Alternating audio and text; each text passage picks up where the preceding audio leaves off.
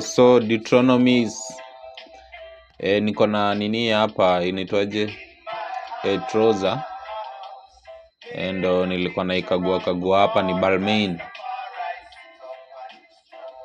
Nikaswafi, so ni size 31 ama 32 pia naweza ipigilia. Nikasafi sana, unaweza kacheki.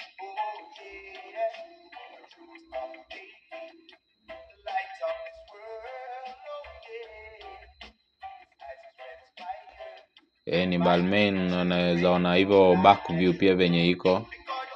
Na pia side ya mbele unaona venye inapolea.